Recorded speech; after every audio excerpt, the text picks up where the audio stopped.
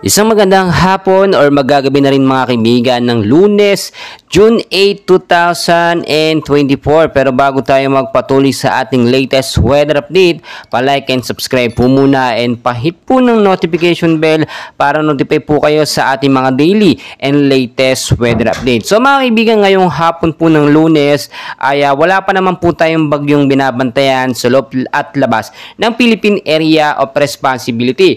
Pero ilang bahagi po ng ating bansa ay patuloy pa rin pong nakakaranas ng biglaan pong pag-uulan. So yun pong alamin natin sa lagay ng ating panahon ngayon.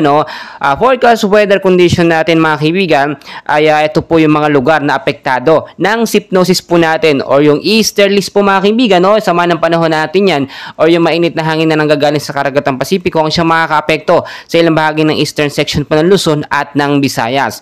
So sa area po ng eastern Visayas at Caraga, maulap po na panahon ng mararanasan dyan at meron po mga isolated light rains to heavy rainfall pagdating po sa gabi. So maging handa po tayo, at kung kayo po lalabas na inyong mga bahay ngayong hapon hanggang sa gabi, ugaliin nyo pong magdala ng payong, jacket, kapote, panlaban po yan sa biglaan pong pag-uulan. Yung bugso po na biglaan mga kaibigan na malakas, yun po ang ating dapat ingatan.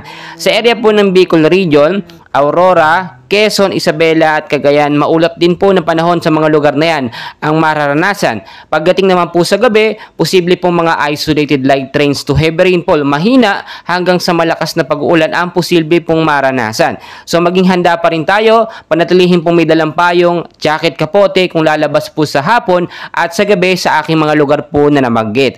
Dito naman po sa Metro Manila, kasama na pong ilang bahagi ng ating bansa, apektado naman po ng localized thunderstorm. Yung mga localized thunderstorm mga kaibigan, iba-ibang lugar po yan.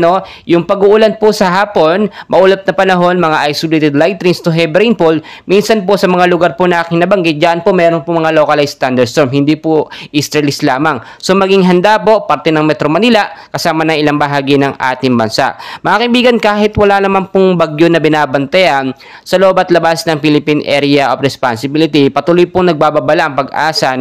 Ngayong buwan po ng Hulyo, posibleng 2 hanggang 3 bagyo ang pumasok po sa ating bansa.